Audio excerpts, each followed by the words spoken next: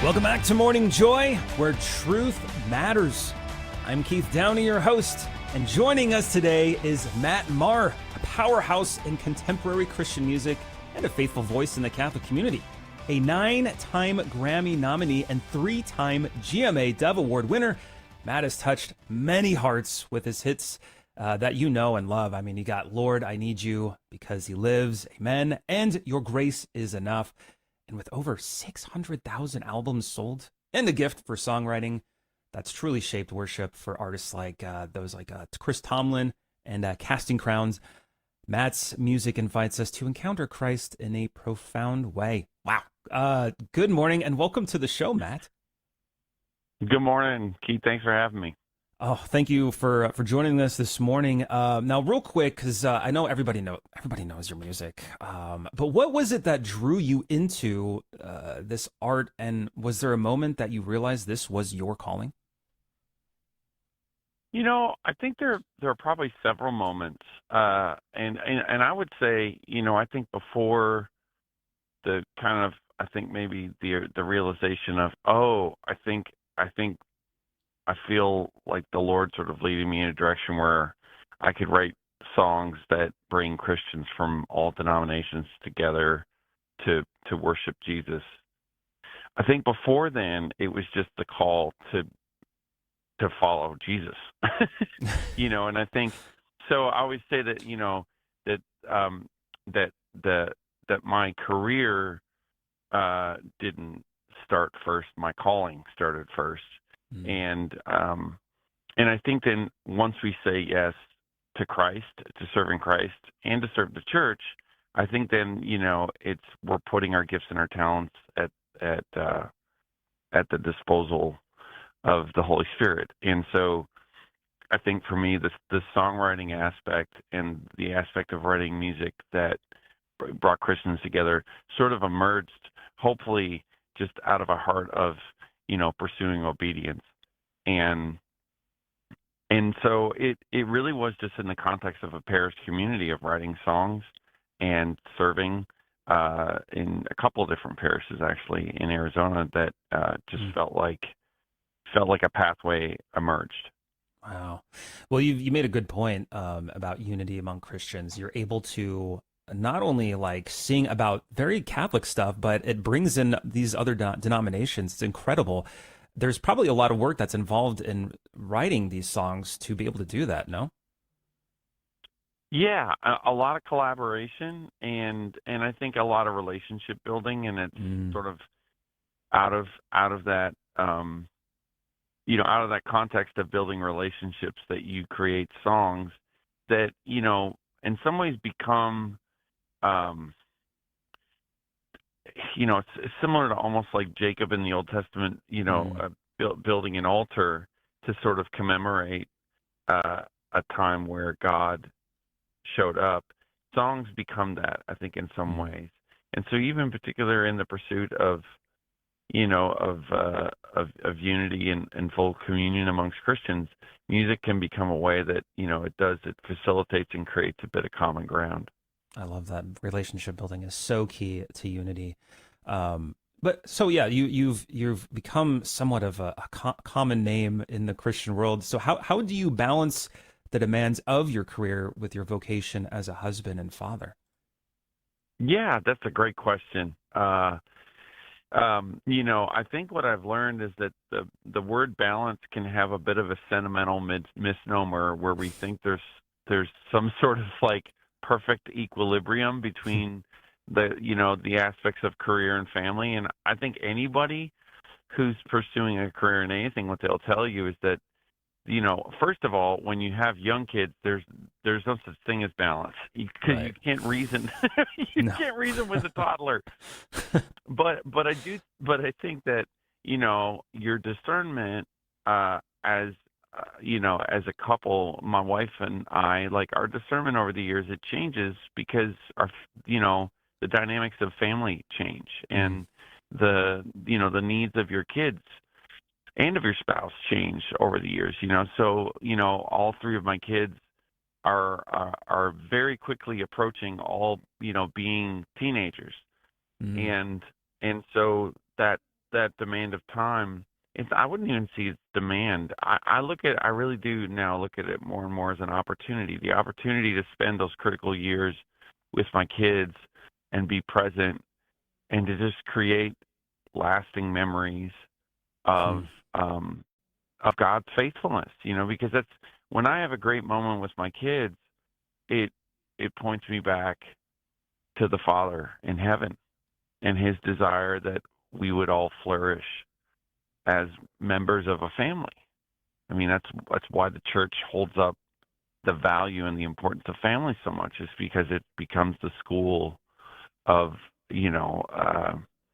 I think it was St. John Paul II who said this, but it's like family becomes, well, obviously family is the domestic church, but it becomes a place where we really do, it's the primordial school of evangelization. Like you can't learn to lead strangers to Jesus if you're not leading your family. So I would Yeah. say, yeah, in this season of life, I definitely am trying to take as much time with my kids and with my wife, because we're in a really, despite all whatever challenges that come, it's also a very very sweet spot of life.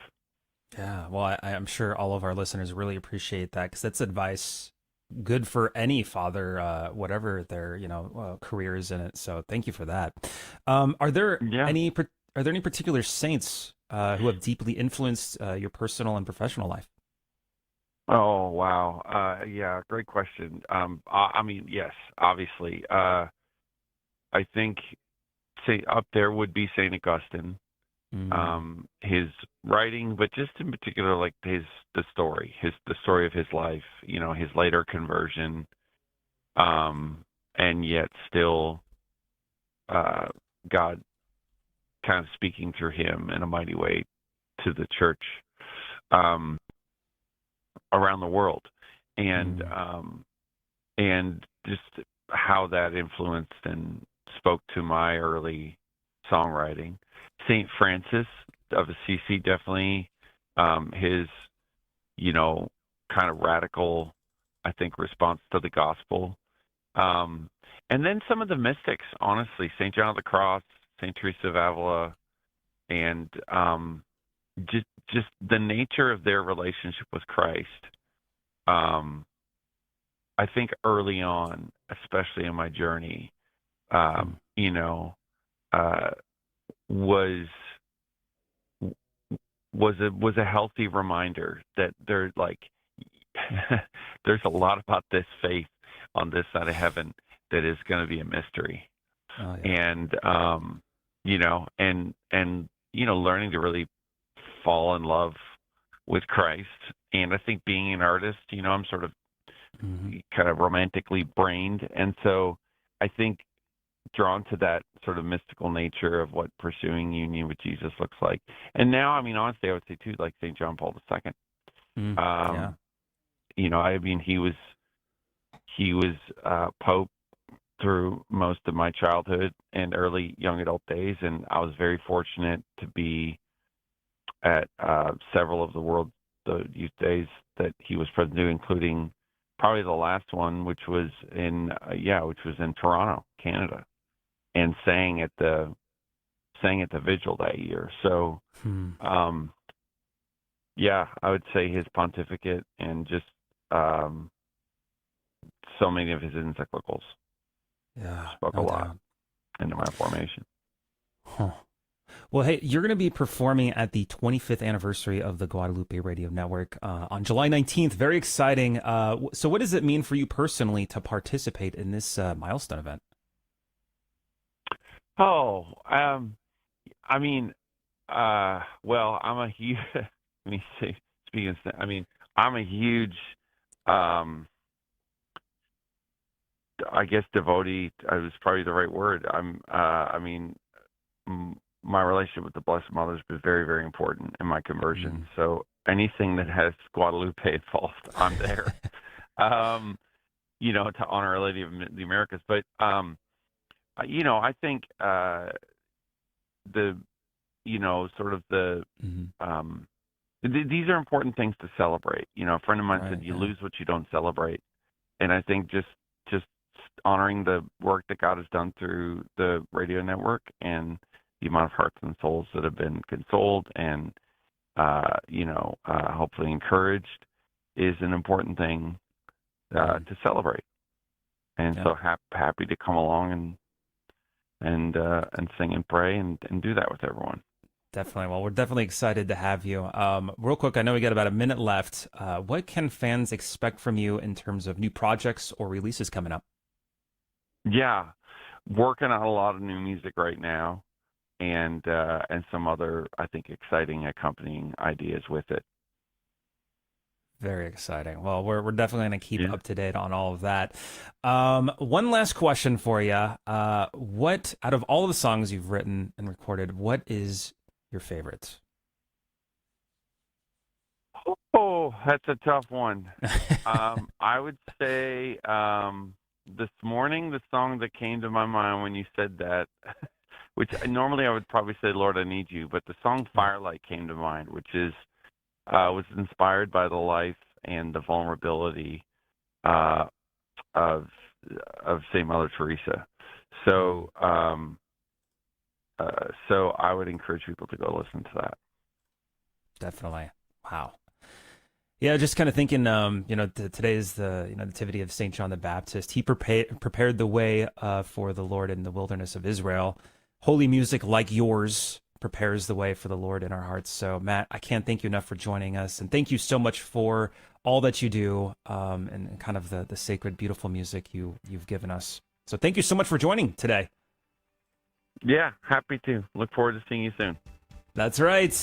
That is it for Morning Joy, where truth matters. Thanks again, Matt. And hey, the conversation continues online. We're going to be joined by another Catholic musician with a love for tradition, Margaret St. Clair. Make sure to search Morning Joy Radio or GRN online on your favorite social media platform to join us there. We recommend YouTube just because there's so many great joyful pilgrim warriors out there. And hey, for those staying for Holy Mass coming up next, please keep us and keep Matt and everybody here at the GRN in your prayers as we continue to keep you and your intentions in ours. If this is us truly parting ways for the day, God bless, make it a joyful day, and we'll see you tomorrow on Morning Joy, where truth matters. See ya. This has been Morning Joy, where truth matters, hosted by Keith Downey. Take some joy with you today. Visit grnonline.com/joy to listen again, share a segment, or answer the question of the day. That's grnonline.com/joy.